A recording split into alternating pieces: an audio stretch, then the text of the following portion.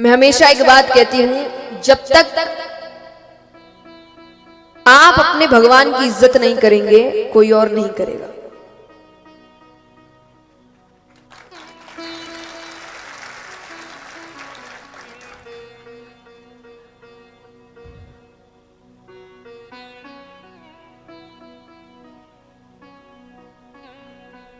कि जब तक आप अपने भगवान की इज्जत नहीं करेंगे कोई और नहीं करेगा।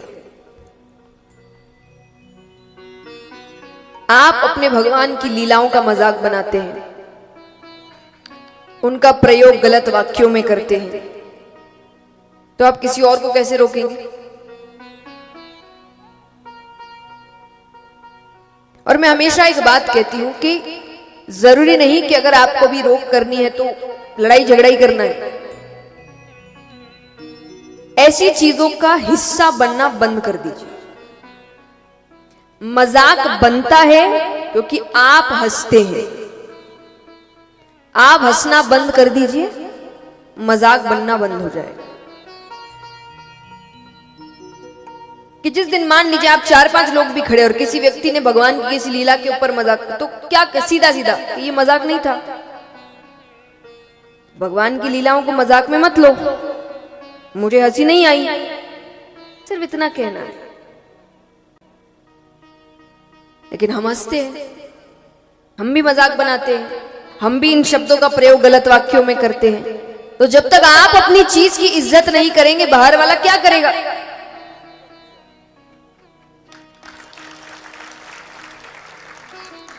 इसीलिए जरूरी है कि भगवान को मजाक से दूर रखिए। वरना एक बात बताइए, मनुष्य का स्तर इतना गिर गया है कि जब संकट आता है तो इसी भगवान के पास मांगने जाता है, और जब सब सही चल रहा होता है तो इसी का मजाक उड़ाता है, ये कहकर कि आपको मजाक लेना नहीं आता। अरे तो माँ बाप को गाली दोगे और कहोगे मजाक है तो थोड़ी चलेगा।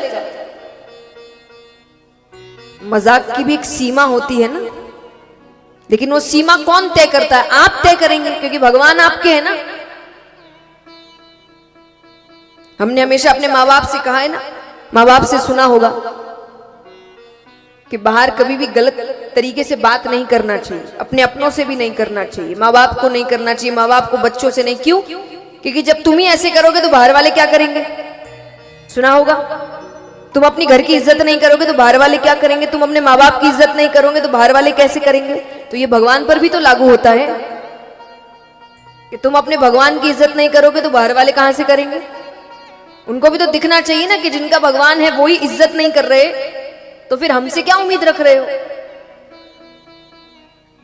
तो भगवान की लीलाओं को मजाक में लाना बंद कर दीजिए। खुद तो मत ही लाइए, और आप अगर खड़े हैं तो किसी और को भी मत लाने दीजिए। और बहुत स्पष्ट शब्दों में कहना है कि मजाक नहीं था।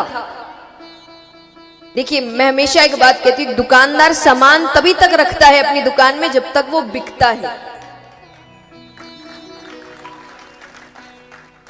अगर उसको कोई खरीदेगा नहीं तो दुकानदार कितने दिन तक सामान रखेगा? आप मजाकों पर हंस रहे हैं तो वो मजाक बनाते जा रहे हैं, रोज नए मजाक बना रहे, क्योंकि हंस रहे हैं ना लोग, उनका तो काम चल रहा है। आप जिस दिन हंसना बंद करिए उनके मजाक बंद हो जाएंगे, फिर वो नई चीजें लेकर आएंगे। तो इसीलिए जिम्मेदारी आपकी बनती है, खुद जिम्मेदार बनिए। तो यहां पर सुखदेव जी जानते थे कलयुग के जीव इस लीला को समझ। और एक बात बताइए, आज आप रास लीला में आप क्या देख रहे हैं कि लड़का लड़की नाच रहे हैं? अरे वो भगवान नाच रहे हैं उनके बीच। आज कृष्ण जन्म में आप सबने बहुत नृत्य किया। किस किस ने नृत्य किया? हाथ उठाओ। सबने नृत्य किया। मान लीजिए आप नृत्य कर रहे थे और भगवान आ जाते बीच में। खास करके महिलाओं से प्रश्न है कि अगर आप नाच रहे हो, नृत्य करते, अचानक से भगवान बीच में प्रकट हो जाते, आप क्या करते? पीछे हट जाते कि अरे पराया मर्द आ गया? क्या करते? और नाचते। तो आपका नाचना भक्ति कैसे हो गया और उनका नाचना गलत कैसे हो गया? कि आप नाचे भगवान के साथ तो भक्ति, और गोपियां नाच रही है भगवान के साथ तो वो गलत हो गया। और रास को ही क्यों चुना गया कि भगवान नृत्य कर रहे हैं? क्यों? क्योंकि जब व्यक्ति सबसे ज्यादा खुश होता है तो क्या करता है बताओ? यानी उसकी खुशी इतनी कि उसके शरीर से ही हैंडल नहीं हो रहा, तो उसका नृत्य निकल जाता है। अब भले ही व्यक्ति को नृत्य करना नहीं आता, फिर भी वो नाचेगा, क्योंकि उसके शरीर से वो खुशी बर्दाश्त नहीं हो रही, तो उसका अंग अंग नाचने लगता है। तो दुनिया में सबसे ज्यादा खुशी व्यक्ति को कब हो सकती है? जब भगवान उसके साथ है। तो भगवान जब भी गोपियों के साथ आते थे, अपने आप ही उनको नृत्य करने का मन करता था, क्योंकि वो खुश इतनी ज्यादा हो जाती थी। पहले दिन आपको कहा भगवान का स्वरूप है सत्य चित आनंद। आनंद क्या है? यही तो आनंद है। यहां जब आप धमाल में नृत्य कर रहे हैं, यहां कितने लोग हैं जो दिखते जिनको नृत्य करना नहीं आ रहा है, पर क्या वो शर्मा रहे हैं? क्या उनको पड़ी है कि बगल वाला मुझे देख रहा है या सोच रहा है इसको नृत्य करना? यही घर की शादियों में आधे से ज्यादा लोग नाचने से इसलिए मना कर देते हैं कि भाई नहीं, सबके सामने हमको आता नहीं है, कैसे करेंगे। पर यहां वो शर्म क्यों नहीं आ रही? क्योंकि भगवान है। ये आनंद किसी से बर्दाश्त नहीं हो रहा, उसको पड़ी नहीं है कि बगल वाला मुझे देखकर कहेगा अरे इसको नाचना नहीं आता, या वो हंसेगा या वो कहेगा, उसको कोई मतलब नहीं। इसीलिए भगवान की इस लीला में यानी नृत्य चुना गया। जब व्यक्ति भगवान के साथ होता है तो वो सबसे ज्यादा आनंद में होता है।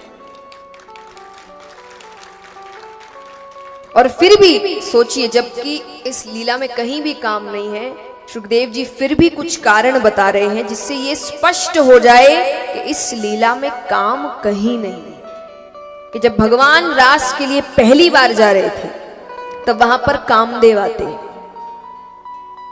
तो भगवान ने उससे पूछा कैसे आना हुआ, तो उसने कहा मुझे आपके साथ युद्ध करना है। युद्ध मतलब लड़ाई झगड़ा नहीं। कामदेव से युद्ध माने कामदेव अपने बाण चलाएंगे, अब ऐसी परिस्थितियां पैदा करेंगे कि भगवान नहीं तो गोपियां कोई ना कोई तो काम में पड़ जाए, तो वो कहे मुझे आपसे युद्ध करना है। तो भगवान कहे महादेव जी ने भस्म किया था, भूल गए क्या? बोले वो तो मेरी गलती है, मैं ऐसे के पास गया जो हर वक्त समाधि में बैठता है। तो बोले कोशिश तो राम अवतार में भी हुई थी। बोले उस वक्त आप मजबूर थे, आप मर्यादा में थे। श्री राम की मर्यादा कितनी थी पता है? वो अपनी पत्नी के अलावा कोई भी स्त्री को या तो माता के रूप में, या तो बहन के रूप में, या तो बेटी के रूप में देखेंगे। इतनी मर्यादा में थे। मैं श्री राम के लिए भी कहती हूँ, जब लोग कहते हैं ना प्रश्न उठा करके राम जी ये भी तो कर सकते थे, वो भी तो कर सकते थे, ये कर देते तो ऐसा नहीं होता, वो अपनी मनमानी नहीं कर सकते थे। वो मर्यादा पुरुषोत्तम थे, यानी जो नियम बनाए गए हैं नियम के अंदर रहकर काम करना पड़ेगा। वो अपनी मनमानी नियम तोड़ नहीं सकते थे। आपको नियम तोड़ने वाला अवतार चाहिए, कृष्ण को देखिए, हर नियम तोड़े है उसने। इसलिए भगवान ने 24 अवतार लिए कि तुम चुनो तुम्हारा अवतार। तुमको मर्यादा पसंद है, श्री राम है। तुमको नियम तोड़ना पसंद है, श्री कृष्ण है। तुमको सेवा पसंद है, उन्होंने हर रूप दिया आपको। लेकिन हर रूप का उद्देश्य केवल धर्म था। रास्ते 10 है, मंजिल एक ही है। सबके अपने तरीके हो सकते हैं भक्ति करने के, लेकिन एक बात याद रखिए, मेरा अगर कोई तरीका और आपका कोई तरीका, अगर सच्चे भक्त होंगे तो ना आप मेरे तरीके को गलत बोलेंगे ना मैं आपके तरीके को गलत बोलूंगी। कि प्राप्त करने के 10 रास्ते हो सकते हैं भगवान, और यही सच्चा भक्त होता है। तो यहां पर वो कहे कि आप मजबूर थे, आप मर्यादा पुरुषोत्तम थे। तो बोले अब क्या चाहते हो? बोले अब आपने ऐसे कोई व्रत का धारण नहीं किया, अभी हर चीज मेरे मुताबिक है। शरद पूर्णिमा की रात है, सुंदर सुंदर गोपियों का साथ है। सुंदर सुंदर गोपियां कहा, ऐसे तो सभी को पता है गोपियां बहुत सुंदर थी, लेकिन कितनी सुंदर, तो उनकी सुंदरता बताई गई है। जब आपको अगर किसी को बहुत सुंदर कहना है कि दुनिया में सबसे सुंदर है ये, तो हम एक शब्द का प्रयोग करते हैं। क्या कहते हैं? अप्सरा। अप्सराएं सबसे सुंदर होती है, कहां मिलती है? स्वर्ग में।